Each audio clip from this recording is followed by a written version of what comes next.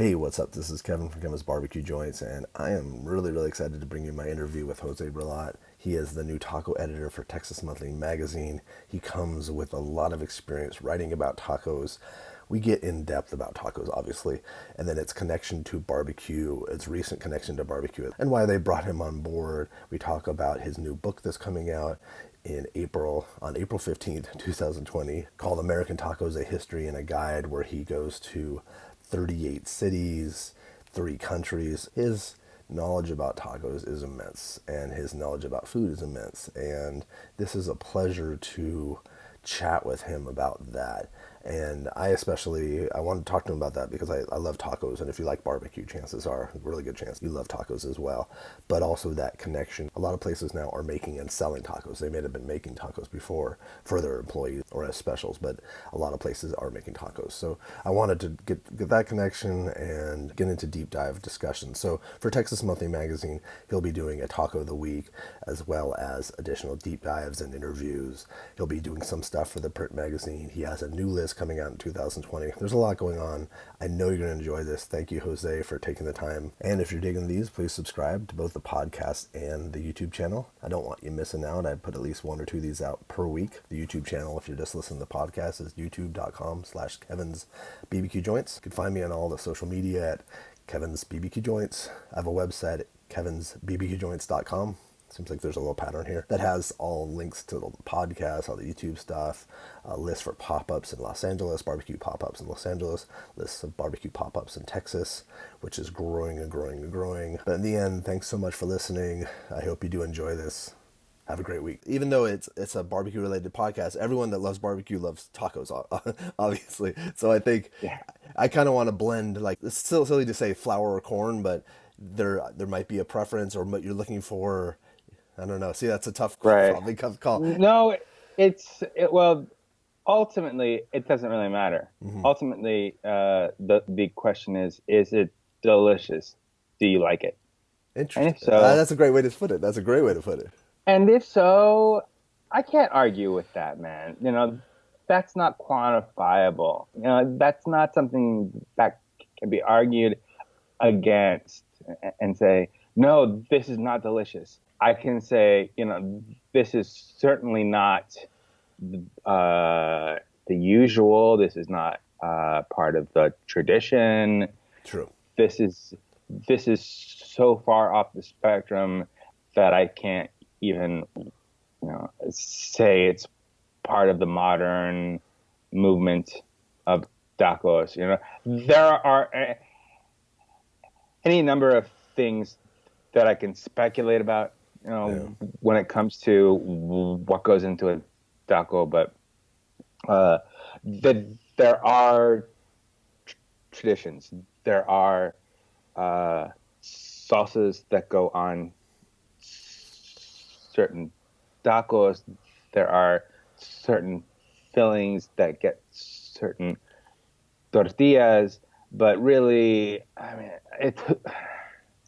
if you want to quibble about, what corn or flour, both are Mexican, but I would just rather have either of them, as long as they're good quality tortillas. I don't begrudge people using commodity tortillas. I don't get offended when they don't make them at their own restaurants. People don't have the time. Okay, not even at home. Yeah. And they don't have the money to go through the 24-hour process of nixtamalizing the corn. Then they grind it to form the masa. Then they press it to form the tortillas, and the fastest part being the last part, which is the 90 seconds that it takes to make one tortilla. But there are plenty of places in any metropolitan area that will make nixtamalized corn tortillas or fresh flour tortillas that restaurants can For sure. buy from. Well, then that's a great segue to Texas Monthly, because how amazing is it that they had the foresight to hire Daniel, and now what they've done with you and the other editor, like it's quite amazing. How did that come about? Did they reach out to you? I know you were involved with 120 tacos to eat before you died, Mm-hmm. right? Yeah. And were So you doing some stuff before then? I was. I've been friends with Daniel for a long time, uh, since his blog days, since I was at the Observer, and we did something together. I don't know if it was before the 120 tacos uh, taco issue, but the milestone is that 2015 taco issue. Yeah, which I'll put a link to because that's really cool. People need to see that. Yeah. Oh, thanks. Well, there's one coming next year. Ah, okay. I was going to ask about, like, are you going to do? Yeah, yeah. Is there something happening? Yeah, like I felt Hmm. like, okay, Yeah. There's one coming next year. I I don't exactly know when. but 2020. 2020 is going to be a big year for tacos. You heard it here first. Well, that's also when my book comes out. Oh yeah, that's true too. Yeah, yeah. Is it? I thought Isn't it coming out spring? Yeah, Yeah, April 15. What yeah. Ah, what an auspicious day to have a book released. isn't it Also amazing? have their reimbursement checks, Yeah, or their their tax checks cashed and ready to go. you could do it. You should do it like at your first event at like an H&R Block or something, That's a really great or idea. something text Yeah, related. I don't know, something and silly.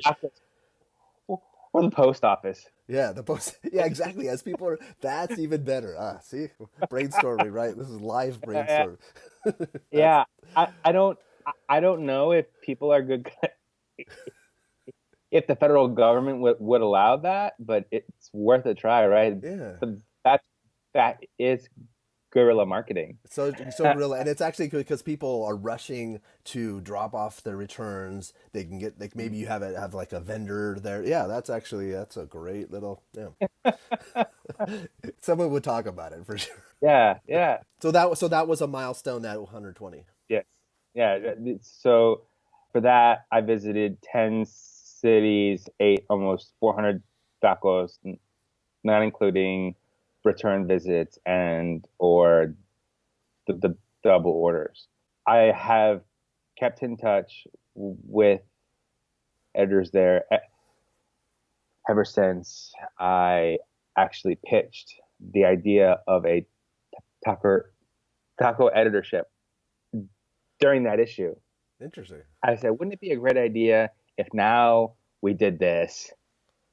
The magazine was in the process of budgeting, and then it was sold. Hmm. I was gonna say it was That's sold what too. Yeah. yeah, it was sold. I started writing for them occasionally, and all the while I was employed as the food and drink editor at Cowboys and Indians magazine Mm. here in Dallas.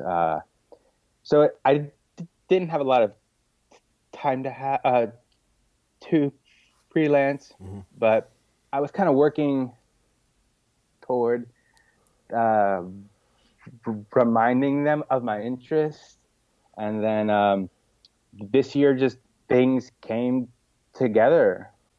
They came together quickly and slowly at the same time. Okay. That we started to talk about it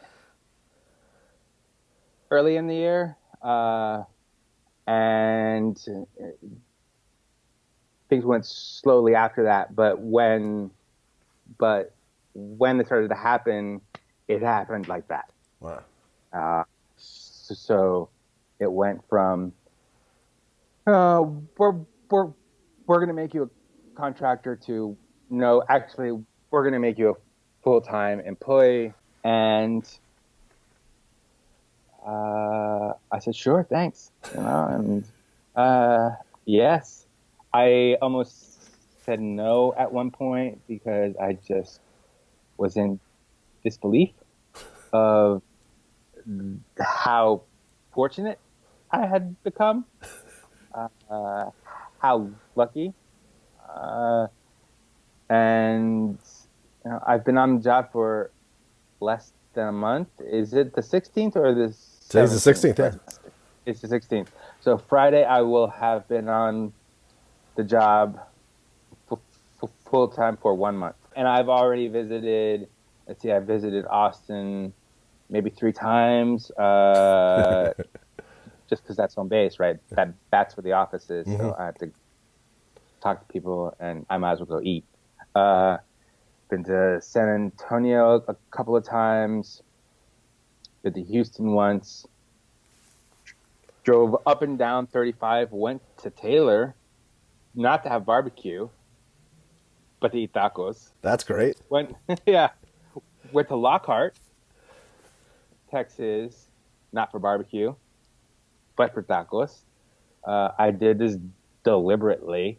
Had some incredible Tex-Mex combos in Hillsboro. And on Friday, I'm going to Waco. So that'll be exciting too. To eat tacos, not to have barbecue. Not that barbecue. No, no. Daniel just read about Waco's barbecue scene Exactly, and yeah. how the trailers are improving or they're getting brick and mortars. Exactly. There's some, but there's actually both, yeah. Yeah, yeah. And I am going to eat Tex-Mex. So that's exciting too. Do you have a running list of places that you want to go to, or are people contacting you as well? Like it's because there's a lot of barbecue spots, but there's even more taco places. And now like Right, now there are barbecue spots that do tacos too. So there's right. So I've been curious about what the overlap's going to be with Daniel.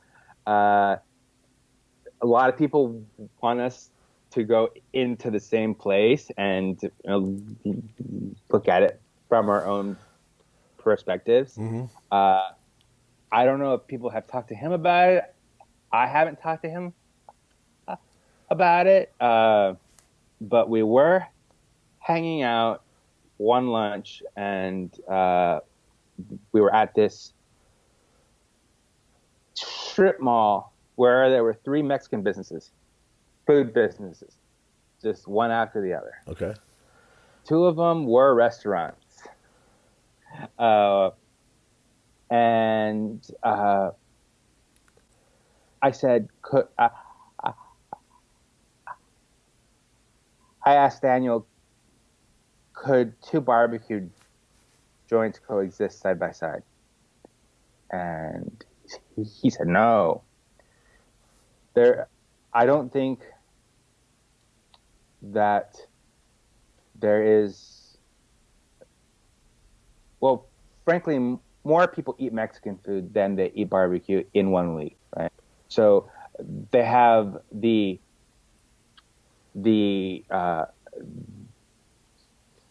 sample size or the market Mm-hmm. where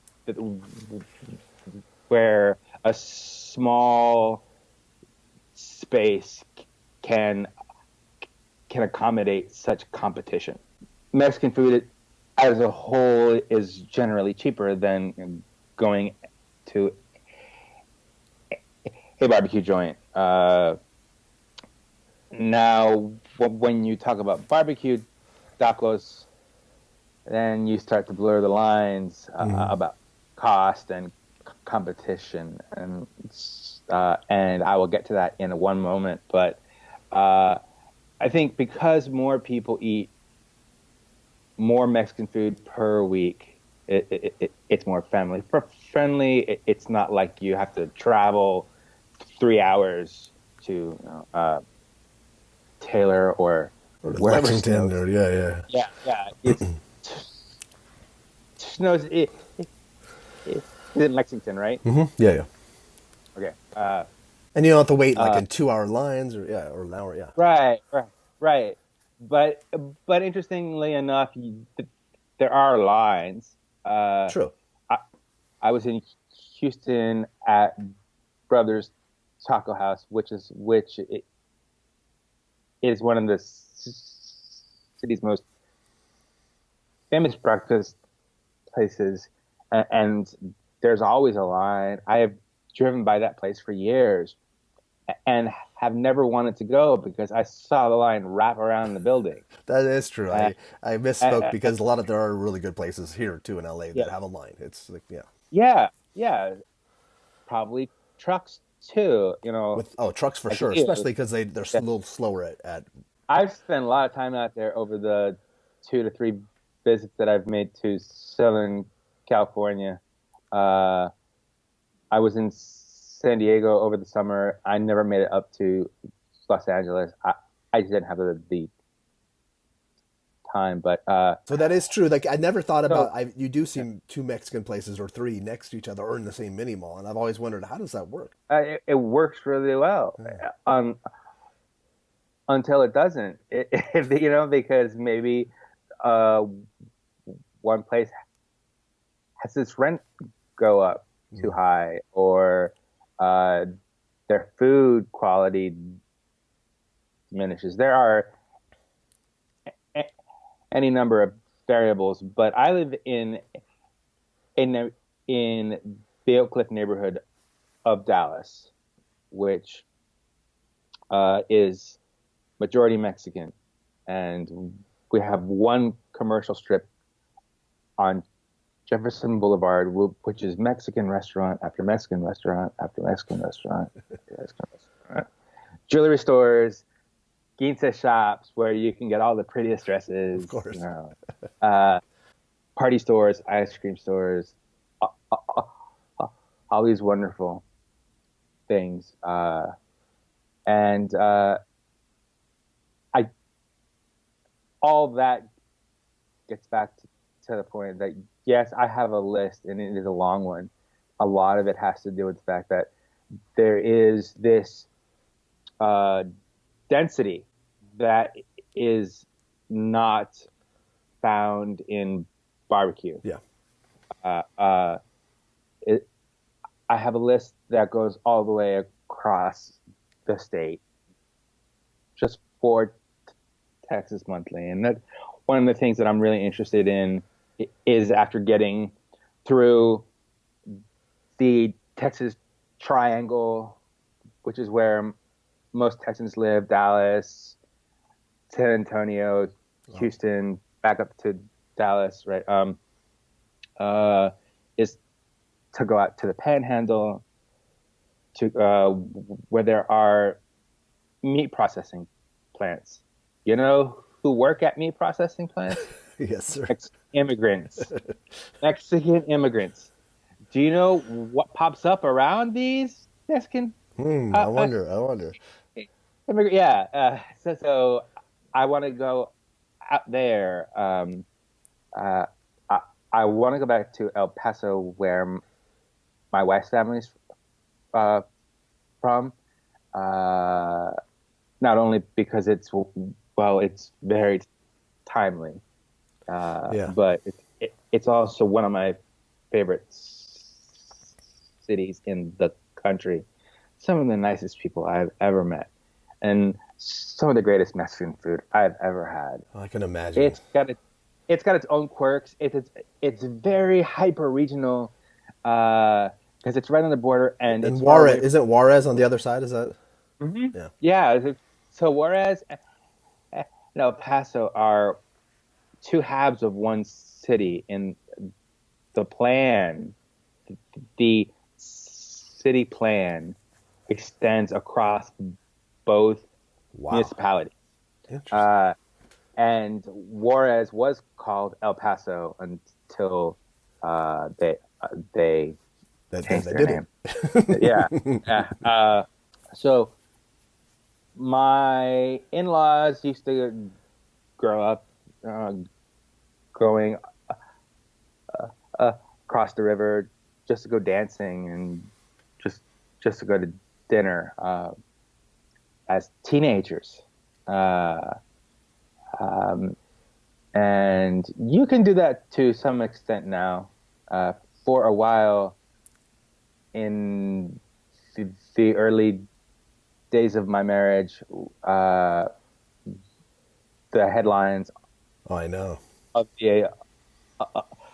uh, the El Paso paper were pretty scary. So on my first trip, I swore to her I was going to go to Juarez, and I opened up the paper, and she said, "See, no, And it was like a you're not going to." nightclub with probably, yeah. Yeah, yeah. I mean, it was pretty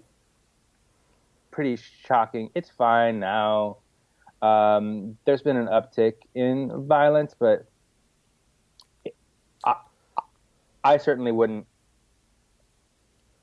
warn anyone against going, just like I wouldn't warn people uh, against going to Baltimore Yeah. Yeah. or Chicago.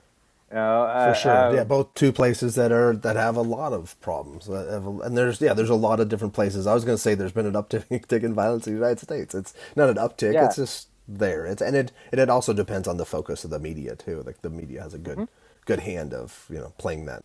Exactly. And I want to tell the stories of these places through the people's food and the people themselves, not not just to humanize them, right? But to also just say, look, well, I mean, mainly to humanize them, but to show the diversity uh, of what is Texas Mexican Hmm. food, uh, and to show our readers the great diversity that is part of our state. And you know what's interesting is I grew up in Los Angeles, as we talked about, and I went to school in San Diego, went to San Diego State, and the Mexican food was fantastic in San Diego. But I also going to Texas, there was something different about it was spectacular. It was not that it's better, but it was better, but it wasn't. It was different, and I still love the Mexican food here, and there's still a million Hmm. places, but it's just there's something special, and then also border towns have a special type of. I used to go to was it not Calam? It's Mexicali, Calam. Is it Calexico? Calexico's on the northern Yeah. border, and Mexicali's on the southern border. I mean, the southern side. Yeah, I used to represent a furniture company that was based in Otay Mesa. So we would go to Otay Mesa with clients, and then we'd come across to Calexico to eat. And it was at these small little places that were just the best food I've ever had in my life. Just so good. And one of the interesting area to mention the diversity of Mexican food. Mexicali is known for its Chinese Mexican population and True. all its Chinese restaurants, right? This is something that people don't often consider, and by people I mean Americans Hmm. for the most part don't often consider the diversity uh, of not just the food, but of the communities. Juarez right now has been seeing a lot of Cuban immigrants. It's changing Juarez.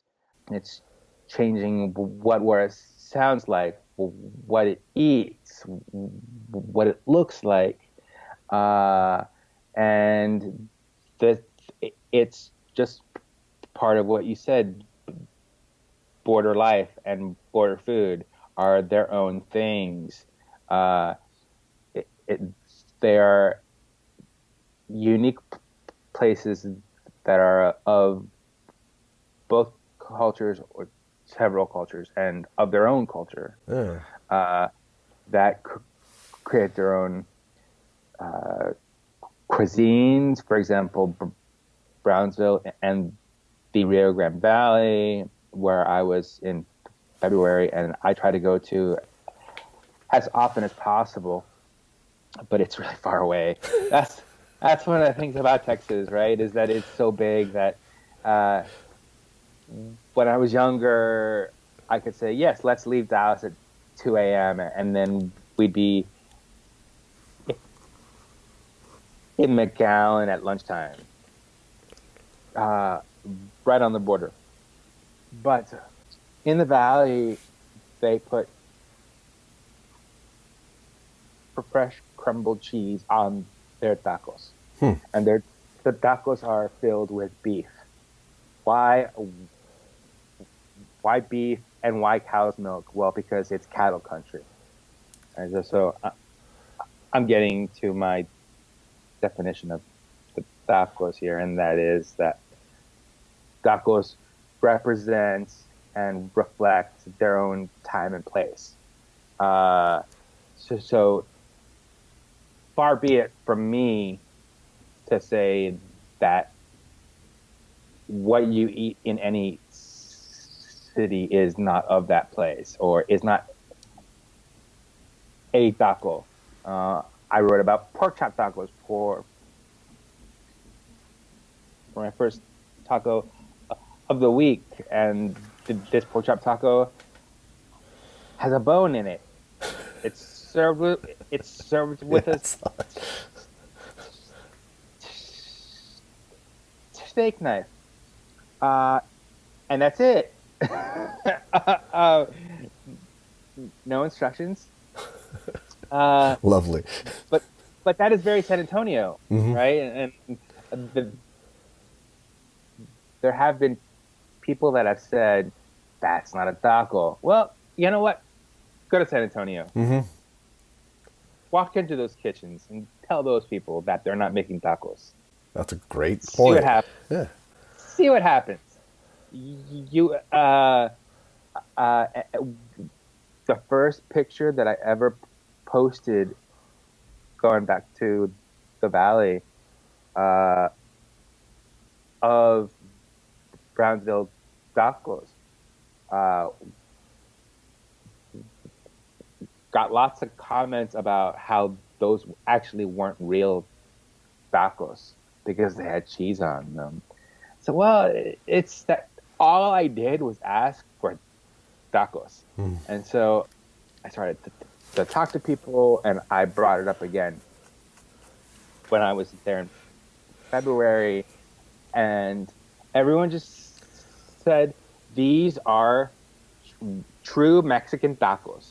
Now, they don't mean that generally. They mean that this is what we eat here. This is Mexican food from here. That's so interesting. So interesting. I love this. This is because it's spinning my head. It's changing the way I'm thinking about tacos.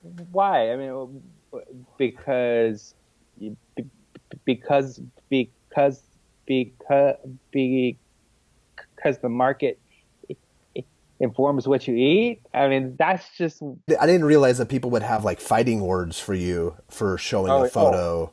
And I guess I think about it in the barbecue sense because I'll post something and I'll get comments where people will be like, that looks like garbage, or I can't believe it has too much sauce, or that's not real barbecue, or that's not Texas. You should come to like, and it's just interesting how. But I guess people are passionate about food too. And then they grew up eating a specific type of food. I've always felt like I don't begrudge anybody for liking a place that I don't like barbecue wise because they grew up eating that and they love that, and if it gives them comfort and like you said, if it's delicious to them, what am I to say? Like how that I don't feel like I don't want to push my opinion upon them if it's a comfort thing for them. And I talked to Kelly Yandel, and she was talking about like chopped beef sandwiches and these little places that maybe they're not craft barbecue and they might not make a list, but they are a place that the daily workers go to and they enjoy and they get a satisfying meal for a good price. And there are taquerias like that. There are workers' taquerias. There are modern Mexican fine dining restaurants. True. There are drug taco places.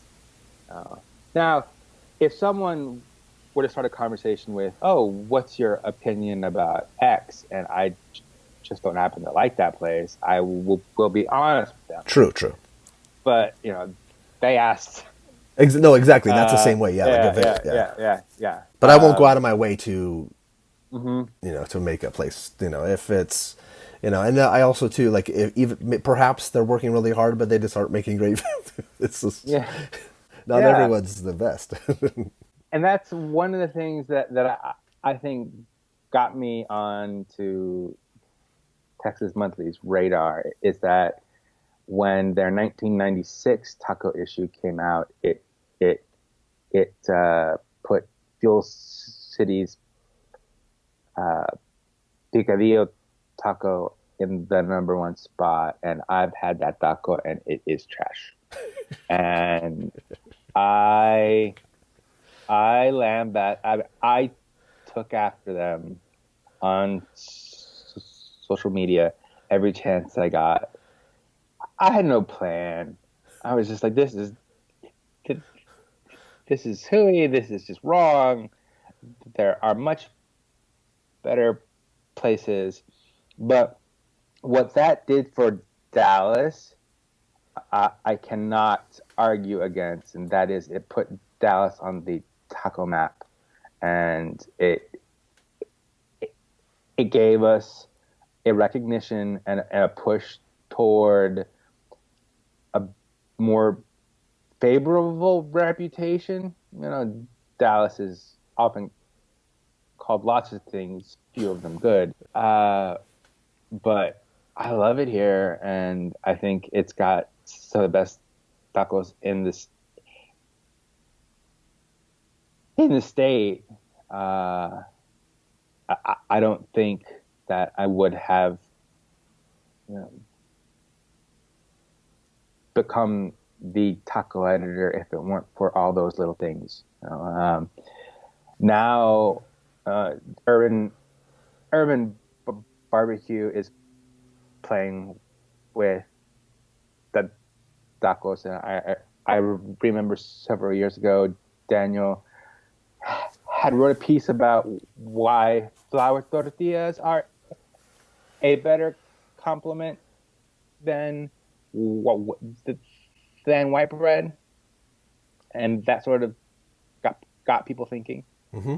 I remember that. And now you have this thing called Tex-Mex barbecue. Daniel and I have talked about it. I very careful about this. I hesitate to call it an actual taco style, in that you just don't put something into a tortilla and call it something new. What is called Tex-Mex barbecue, I think it's just barbecue. Mm-hmm. Most of the time. It is how people have eaten for generations. Barbecue comes from barbacoa, which is Mexican, and Tejano. And I often say that barbecue doesn't reach its perfect form until it's in a tortilla. I say that to tease, of course, but also I think it's true when it comes to Texas, because eventually everything makes it into a tortilla. Here and in Los Angeles, someone put a piece of flan in a tortilla. I have not seen that. Yes, and served it as a flan taco. Well, that I did not expect. No, I thought desserts, I don't know. They're never going to make it into a taco. Ice cream tacos, sure, but, a piece of custard. That's interesting. That's really, I'm going to search that out. That's really weird. Yeah. Pan dulce, breakfast pastries, never going to make it into a taco. Well, I'm pretty sure I'm wrong now, because if flan makes its way in, then anything really, really can. Yeah. I think that Tex-Mex barbecue, as I was discussing earlier when I was in Houston, uh, is a thing, can be a thing, is a developing form. There are lots of tweaks, lots of little changes that I think will be made before it solidifies, and I can't wait to see where it's going. I know Daniel has said that he believes a decade from now it will be the defining Texas style, but you should confirm that with him. What's interesting is on Facebook there's a forum called Texas or like a group called Texas Barbecue, and 2 days ago, prior to doing this with you, I just wrote and said I'm working on something on tacos, barbecue places that serve tacos. Can you provide a lit, like, can people, if you can give me suggestions as to one? I got 80 comments, and there were so many Like what? of places, places like we serve Okay. tacos, like either we serve tacos, like a proprietor saying I serve tacos, or you should try this, or go Valentina's, of course, is always listed. But then, Mm-hmm. people say, and then people will tag other people. But I'll send you the link. It's amazing how many Okay. people, how many Thank you. places that serve tacos, and there's probably like at least 40 or 50 that were on that list that people gave me. So I'll send it over to you just so you have it. I'm sure Daniel Thank knows you. of a lot of them, but some of them I'd never heard of, or I had not heard that they serve tacos. Yeah, and there are. This list is going to get forever longer, especially with how popular tacos become across all restaurants. I read a couple of years ago that 80% of restaurants in the country serve tacos. I did not know that. That's an amazing Yeah, stat. and it's only growing, right? Because you have small places like pop-ups don't really count as restaurants, do they? It's hard. Yeah. But I think that barbecue taco pop-ups are a wonderful thing, and where a lot of it's being figured out, where Tex-Mex barbecue is being worked through, where all the kinks are being ironed out, Uh-huh. where where people are willing to experiment. I'm thinking about JQ's Yeah. Tex-Mex barbecue and Eddie O's barbecue in Houston. That they are both pop-ups. They're both doing wonderful things. Are they perfect? No, but I'd go back again and again because they're being thoughtful about it, and they're really trying to develop not only their own styles, but this category of cuisine. And one of the interesting things about barbecue, especially pieces of meat that have heavy rubs, is that you might be served an end that has a lot of rub, has a thick cap, right? And that's not going to be the best cap because all you're going to get is pepper and smoke. So those are the things that have to be worked out, right? That's true. That's very true. Yeah. What part of the cut do you slice from to serve the best product or taco, so that you have a quality that is consistent, and places in Spicewood or Lexington or Pampa, up in the Panhandle, can serve serve the style and immediately know what to do with it, right? True. No, that's very true. So pretty much every Texan by now knows what al pastor is, and they know what carnitas is, and they know what chicharrones is.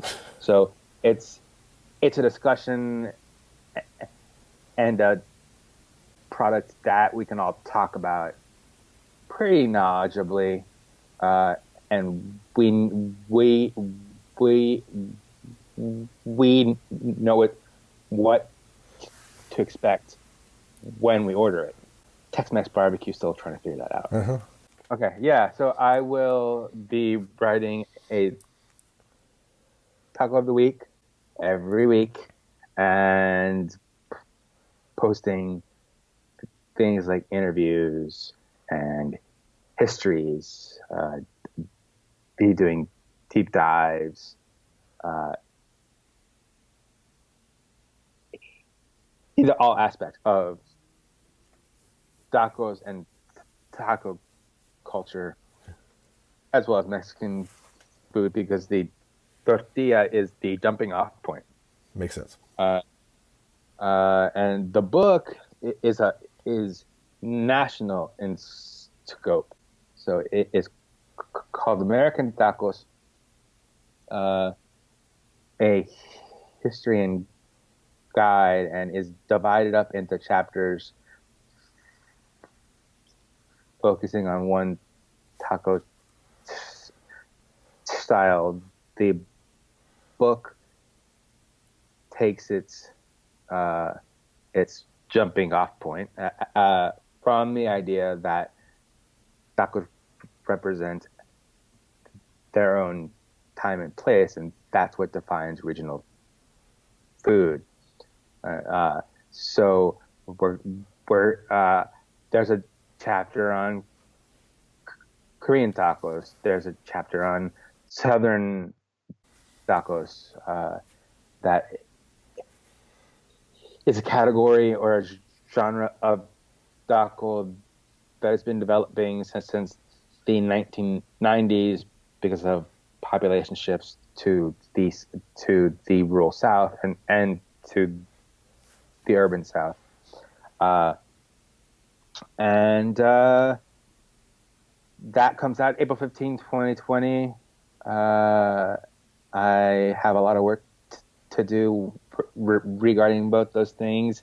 The book is in production, which is fantastic. So the book's done. The book's done. Yeah. I thought there were still Thanks. tweaks. That's congratulations. That's a big feat. That's huge. Yeah. The book is done. I visited 38 cities in 3 countries across North America. Nice. For the book. And I have done some really weird dives into things. I wouldn't say discovered anything, but cataloged and chronicled some fascinating parts of American history, thanks to places like El Paso, which has an incredible newspaper archive that documents Mexican foods development in that's so the state and in the country. Yeah, El Paso's important, man. Yeah, I'm getting that. I'm learning that. Go there. Yeah, people need to go there. So I know we need to wrap it up, but I really hope that people can follow me on social media. For sure. At Taco Trail on Facebook, Instagram, and Twitter, and go to TexasMonthly.com because I'm posting there weekly, multiple times a week. Will there be a taco section eventually, kind of like a barbecue section? So we have talked about that, and what I said from the outset was I want to put things online and be able to show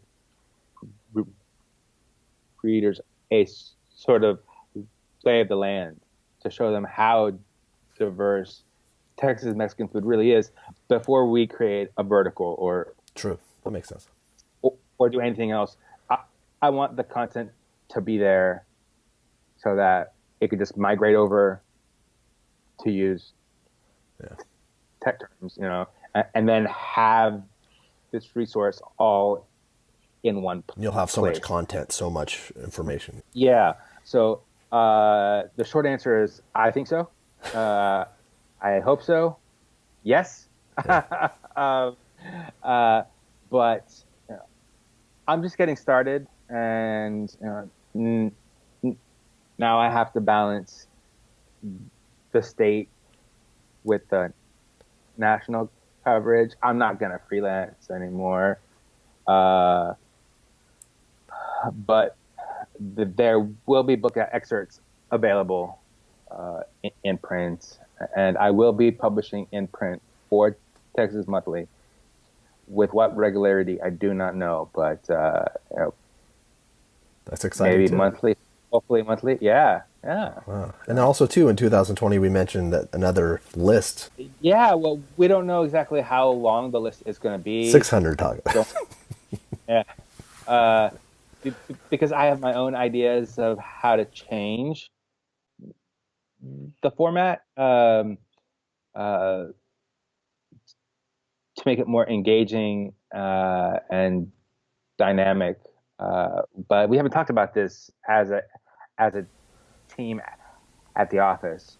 So Some sort of list. yeah, yes, that's has, and when it's going to happen, I've been told when the issue will drop. I'm not. I don't think I'm at liberty to say No, I don't think you when. should. Yeah, but uh, I'm very excited. It's going to give me and our readers a great lay of the land, a great way to see Texas, and to hopefully make Texas and Texans a better place and a better people, because everyone loves a taco, right? Yeah, exactly. And then what better way to travel throughout Taco than Taco Land? What better place to travel throughout Texas Mm-hmm. than to eat tacos or barbecue or whatever it's. I think it's a great way Yeah. to travel. Like I think doing like these food traveling things. I don't even know what you would Mm-hmm. call it, excursions. And I think that you'll be able to tell a great story about Texas through that. I'm Yeah. excited for it. Yeah. Well, thank you. Thank you for taking the time. Oh, and thanks for having me. Have a good one.